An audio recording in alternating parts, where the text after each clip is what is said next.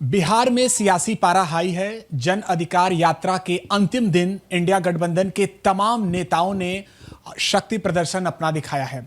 इसी बीच समाजवादी पार्टी के सबसे सीनियर 48 वर्षों की शैक्षणिक उत्कृष्टता के साथ 23 से भी ज्यादा प्रमुख बीटेक प्रोग्राम्स और 600 से अधिक अंतर्राष्ट्रीय छात्रों के साथ विज्ञान डीम्ड टू बी यूनिवर्सिटी देश की बेहतरीन यूनिवर्सिटी में से एक है। नेता अखिलेश यादव भी इस यात्रा में पहुंचे हैं। हमारे साथ बातचीत के लिए समाजवादी पार्टी से सांसद वीरेंद्र सिंह जी हैं, हम उनसे बात करेंगे।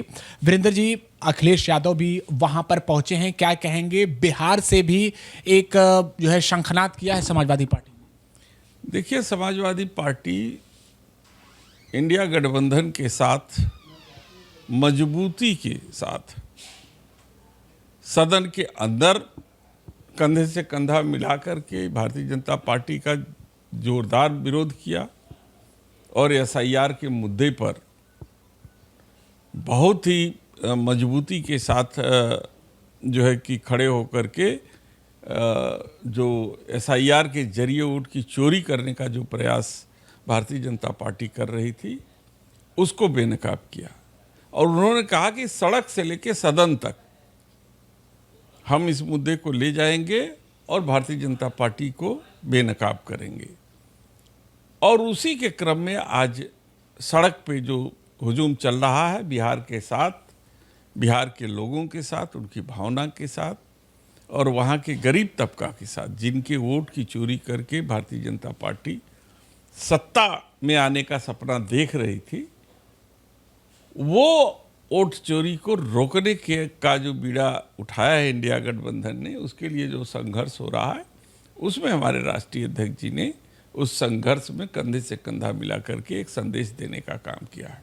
75 वर्ष जो भारतीय जनता पार्टी की तरफ से तय किया गया है कि नहीं, वहाँ तक ही एक जो राजनीति है वो स्पष्ट होनी चाहिए। इसके अलावा एक विषय काफ़ी चर्चा में है कि संघ प्रमुख मोहन भागवत ने ये कहा है कि उन्होंने ये ऐसा कुछ नहीं जिक्र किया है कि 75 वर्ष ही राजनीति के लिए ये चीज़ें होनी चाहिए। आप उनके बयान को कैसे देखते हैं? देखिए, पूरी दुनिया ने देखा, पूरे देश ने देखा और सुना कि जो बयान मोहन भागवत जी ने कहा है वो किसके दबाव में अब पलट रहे हैं ये वही जानते हैं।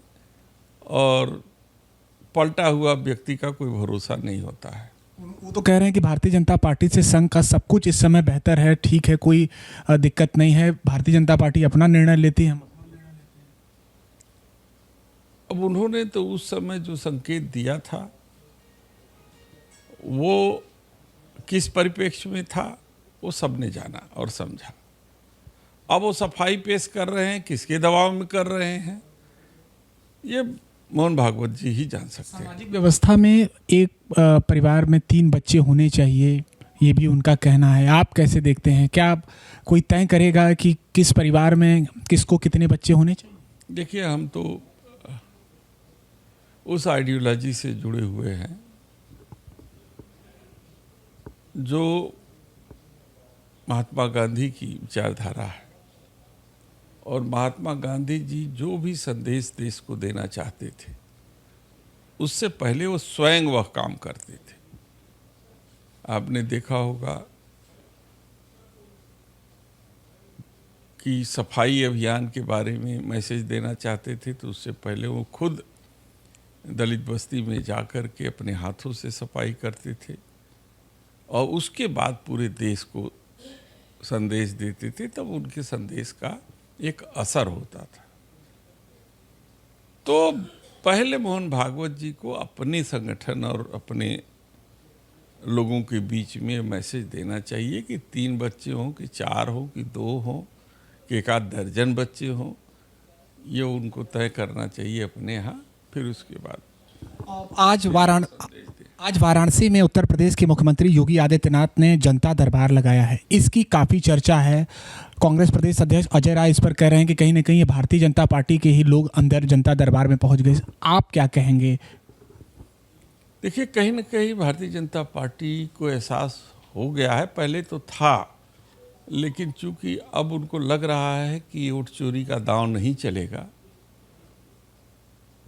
तो वो विकल्प के रूप में ये चाहते हैं कि वाराणसी जनपद में किस तरीके से कॉन्स्टिट्यूएंसी में मजबूत किया जाए भारतीय जनता पार्टी को। और आज का जो जनता दरबार था वो इसी कारण था कि उनको एहसास हो गया था कि भारतीय जनता पार्टी के पांव वाराणसी संसदीय सीट से उखड़ चुके हैं।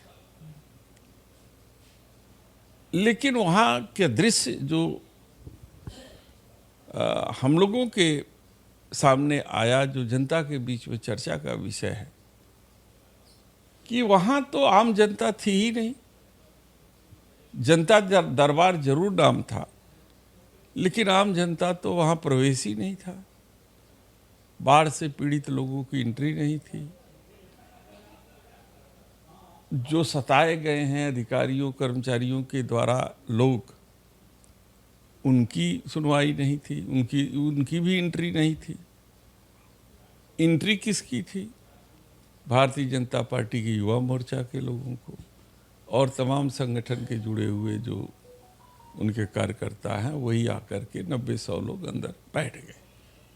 इसलिए जो इस सही बात की तलाश में मुख्यमंत्री जी ने जनता दरबार लगाया, वो उनके कानों तक पहुंचने नहीं दिया गया। ये पूरी साजिश के साथ हुआ है और इसकी चर्चा पूरे गांव में है कि जनता दरबार में जनता ही नदारत।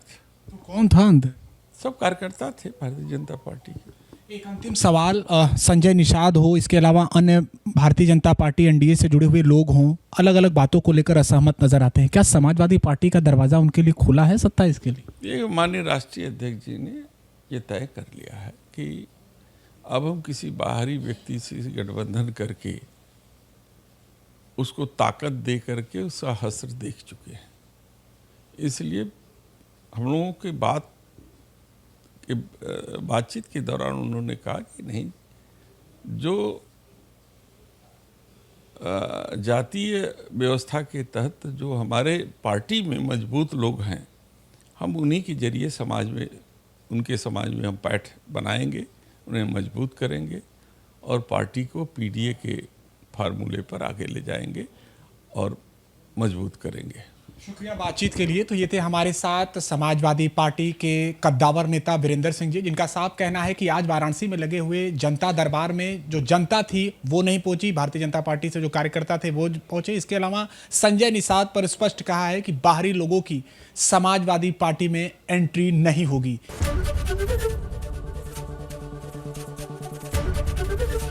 एबीपी गंगा, खबर आपकी, जुबान आपकी।